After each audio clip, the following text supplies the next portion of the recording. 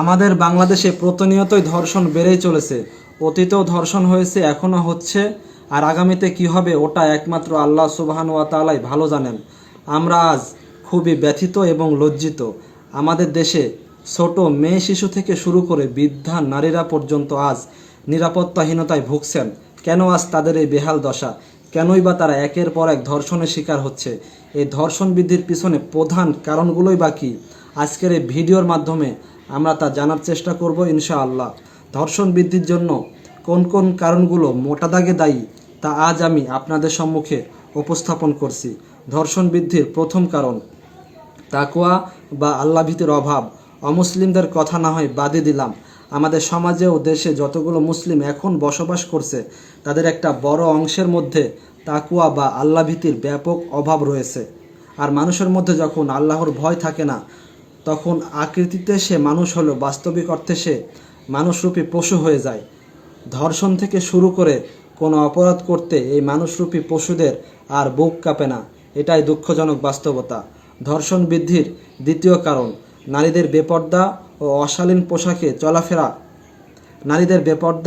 অশালীন পোশাকে চলাফেরা দেখে পুরুষদের মধ্যে যৌন প্রবৃত্তি জাগ্রত হওয়াটাই স্বাভাবিক। এক শ্রেণীর পুরুষ তাদের নফসের কুপ্রবৃত্তিকে প্রাধান্য দিয়ে ওই সকল বেপর্দা নারীদের ওপর একাকী অথবা দলবল নিয়ে তাদের যৌন প্রবৃত্তি চরিতার্থ করার জন্য হামলে পড়ে। যখন তারা তরুণী বা যুবতীদের হাতের নাগালে না পায়, তখন তারা 8, 10, 12 বছরের কিশোরী অথবা 60-65 বছরের বৃদ্ধাদের ওপর হামলা চালানোর মতো নিকৃষ্ট জঘন্য ঘটনাও ঘটিয়ে থাকে। ধর্ষণ বৃদ্ধির তৃতীয় কারণ পুরুষদের চোখের হেফাজত না করা। পবিত্র কোরআনের সূরা নূরের 30 নং আয়াতে মহান আল্লাহ বলেন, মুমিন পুরুষদেরকে বলো তারা তাদের দৃষ্টিকে সংযত রাখবে এবং তাদের লজ্জাস্থানের হেফাজত করবে। আজ মুমিন হবার পরেও আমরা অনেকেই নিজেদের নফসের কুপ্রবৃত্তিকে প্রাধান্য দিয়ে দৃষ্টিকে সংযত রাখতে ব্যর্থ হচ্ছি, যার ফলশ্রুতিতেই নারীদের প্রতি লোলুপ দৃষ্টিপাতের কারণে পুরুষের মনে নারীর প্রতি আকর্ষণ তৈরি হচ্ছে। ফলাফলস্বরূপ ধর্ষণের মতো জঘন্য ঘটনার শিকার হচ্ছে এদেশের নারীরা। এজন্য পুরুষরা অনেকাংশে দায়ী। ধর্ষণ বৃদ্ধির চতুর্থ কারণ নারীদের দারিদ্রতা ও অর্থনৈতিক অভাব। এক শ্রেণীর ইতর পুরুষ আছে যারা নারীদের অসহায়ত্ব, দারিদ্রতা এবং অর্থনৈতিক অভাবের সুযোগ নিয়ে তাদেরকে ধর্ষণ করে থাকে। তাদেরকে পুরুষ বলতেও আমার ঘৃণা করে। মানসম্মানের ভয়ে এই সকল ধর্ষিতা নারীরা অনেকেই তাদের ধর্ষণের কথা খুব একটা প্রকাশ করে না। ধর্ষণ বৃদ্ধির পঞ্চম কারণ রাজনৈতিক ও সামাজিক প্রতিহিংসা। অনেক সময় একে অপরের প্রতি সামাজিক ও রাজনৈতিক প্রতিহিংসা, এমনকি ব্যক্তিগত আক্রোশের জের ধরেও নারীদেরকে ধর্ষণের মতো জঘন্যতম ঘটনা তারা ঘটিয়ে থাকে। ধর্ষণ বৃদ্ধির ষষ্ঠ কারণ অভিভাবকদের দায়িত্বহীনতা এবং মেয়েদের সরলতা। আমাদের সমাজে ও দেশে অনেক অভিভাবক আছেন যারা তাদের মেয়েদেরকে আত্মীয় অথবা অনাত্মীয় পুরুষদের সাথে বিভিন্ন স্থানে ঘুরতে পাঠায়, আর মেয়েরাও সরল বিশ্বাসে ওই সকল পরপুরুষদের সাথে ঘুরতে যায়। এমন সুযোগে কিছু ইতর শ্রেণীর পুরুষ ওই মেয়েদের ভুলিয়ে ভালিয়ে অথবা চেতনানাশক ঔষধ সেবন করিয়ে তাদেরকে ধর্ষণ করে থাকে। এটাই দুঃখজনক বাস্তবতা। ধর্ষণ বৃদ্ধির সপ্তম কারণ দুর্বল প্রশাসনিক ব্যবস্থা। যে দেশের প্রশাসনিক ব্যবস্থা যত দুর্বল, সে দেশে অপরাধ প্রবণতা ততই বেশি।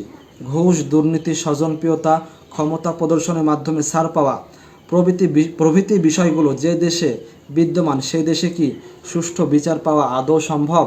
প্রশ্ন রাখলাম আপনাদের কাছে। ধর্ষণ বৃদ্ধির অষ্টম কারণ বিচারহীনতার সংস্কৃতি। আমাদের বাংলাদেশে বিভিন্ন ধরনের অপরাধ প্রায়শই হয়ে থাকে, কিন্তু এই অপরাধগুলোর বিচারের রায় ও যথাযথ বিচার আমরা কতটুকুই পেয়েছি? কিছুটা পেয়ে থাকলেও শতকরা তা কত শতাংশ? প্রশ্ন রাখলাম আপনাদের কাছে।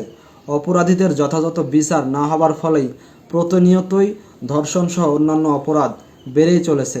এটাই দুঃখজনক বাস্তবতা, যা আমরা কেউই অস্বীকার করতে পারবো না। ধর্ষণ বৃদ্ধির নবম কারণ দৃষ্টান্তমূলক শাস্তির অভাব। আমাদের রাষ্ট্র অপরাধের দৃষ্টান্তমূলক শাস্তি নিশ্চিত করতে অনেকাংশেই ব্যর্থ, যার ফলে অনেক বড় বড় দাগী অপরাধীরাও আজ জেল থেকে সহজেই ছাড়া পেয়ে যায়। অপরাধ করার পরেও তারা সমাজে বুক ফুলিয়ে চলাফেরা করে। দৃষ্টান্তমূলক এবং যথোপযুক্ত শাস্তি যতদিন পর্যন্ত বাস্তবায়ন না হবে, ততদিন পর্যন্ত অপরাধ দমন করা সম্ভব হবে না। ধর্ষণ বৃদ্ধির দশম কারণ শরিয়া আইনের অনুপস্থিতি। আমরা ন্যায় বিচার বাস্তবায়নের জন্য যত যাই করি না কেন, যতদিন পর্যন্ত আমাদের দেশে ইসলামী শরিয়া আইন অনুপস্থিত থাকবে, ততদিন পর্যন্ত এই দেশে সুষ্ঠু বিচার কায়েম হবে না। মহাবিশ্বের মহাসম্রাট, সমস্ত সৃষ্টি জগতের একমাত্র স্রষ্টা আল্লাহ সুবহানাহু ওয়া তাআলা আমাদের জন্য যে ইসলামী শরিয়া আইন নির্ধারণ করে দিয়েছেন, সে আইনের মধ্যেই রয়েছে যথাযথ ন্যায় বিচার, ইনসাফ এবং কল্যাণ। আমাদের সমাজে, দেশে এবং মানুষের মধ্যে ইসলামী আইন ব্যতীত অন্য কোনো কিছুর মাধ্যমে ন্যায় বিচার বাস্তবায়ন এবং শান্তি ফিরিয়ে আনা কোনোভাবেই সম্ভব হবে না।